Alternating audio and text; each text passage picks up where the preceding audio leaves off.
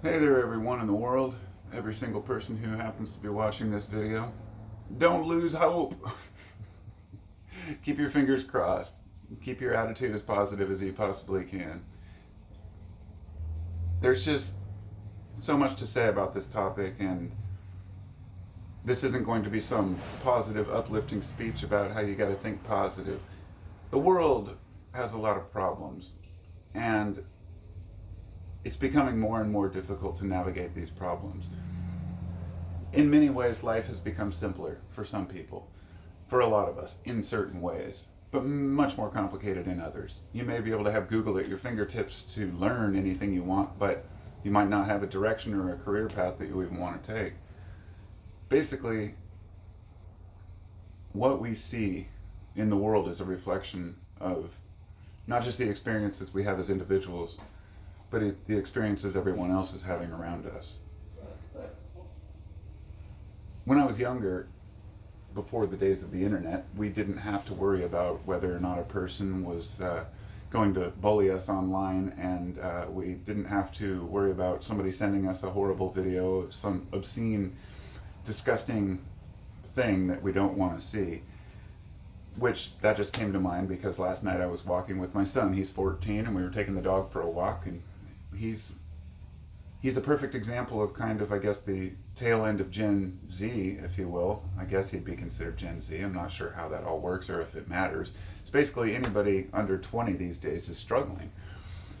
And that's where I wanted to really aim my focus here, is that the younger people are struggling more because they aren't armed and equipped with the tools to deal with the shit life throws at you, I guess. And I was thinking about this because he told me about how he was disturbed. He said, talking about the disturbing things on the internet. And he told me how somebody sent him a video or a link, from somebody he went to school with or something. There was let's just say it was a cat in a blender. That's all I heard. And he said he didn't watch it, but he's just utterly disturbed by the shit that's out there. And I don't blame him. It's infuriating, the crap that kids are exposed to. But the reason this ties into the hope thing is because so many young people are struggling right now mentally, and they're the ones that need the help the most. If you're, over 40 and you're having a hard time, that sucks. But it's the kids who determine the future, and if they are going to be having children, and they're going to be having children, we've got to teach them, to equip them to deal with this kind of shit. When I was a kid, I didn't have to deal with that. We might find a porn in a dumpster, a Playboy, and you could flip through it and be like, wow, that was about as intense as it got. Except one time I did find a VHS cassette on the side of the road called Black Anal Heat. And let's just say my friends and I popped it in the VCR, and it was exactly what you would expect. It was pretty rough and tumble, but still nothing compared to some of the shit that's out there today.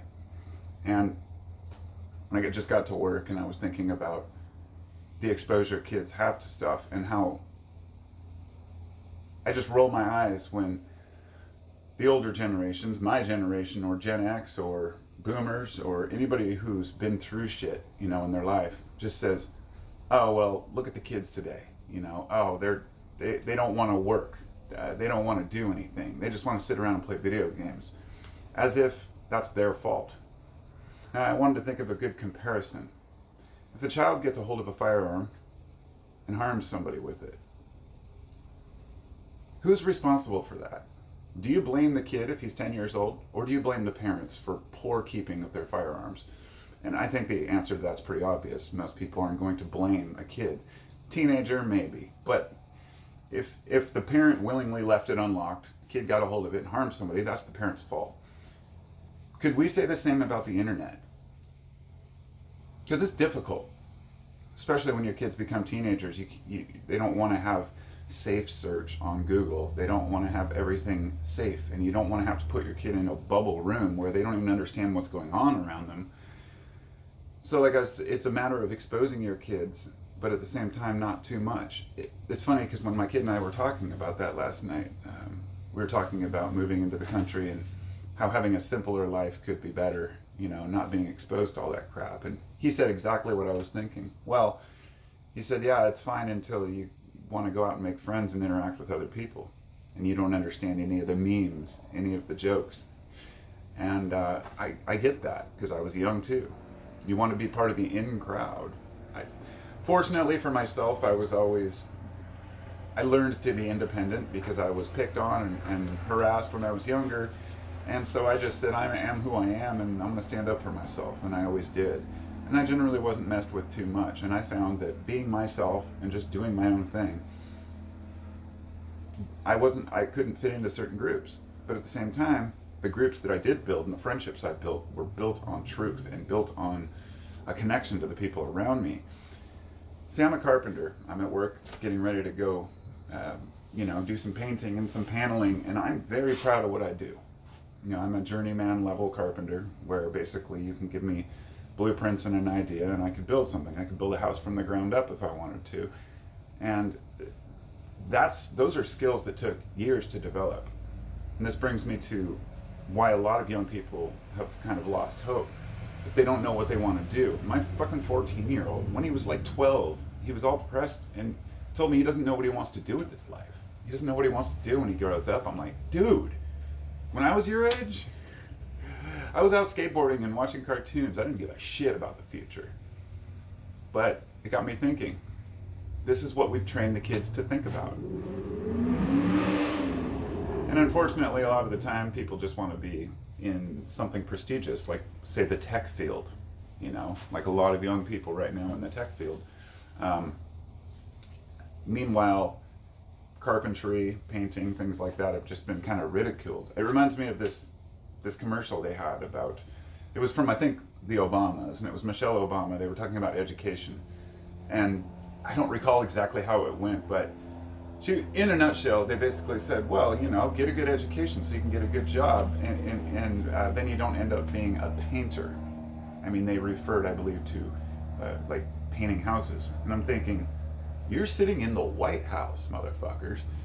How do you think that house got painted? There's a huge disconnect in the construction industry with finding good employees and finding experienced and educated people that are willing to do the job and do it right. I mean, it pays decent, but it's not about the money. And the point here is that when I was younger, there didn't seem to be a lot of choices. And when my parents were younger, there were even less choices. And when their parents were younger, there weren't many choices at all. You could be a cobbler, you could start working on a factory line or something, but you didn't have very many options. Today, the paradox of choice has caused a lot of young people to just kind of throw in the towel. Just don't even know what the hell they want to do. So anyway, just wanted to get those thoughts out, and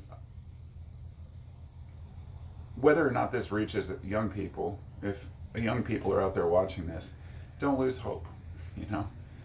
Hope is all that was left in Pandora's box when it was opened, because hope is all we ever have. Some people may call that, what would the word be? I don't know. There are several different terms I could think of, but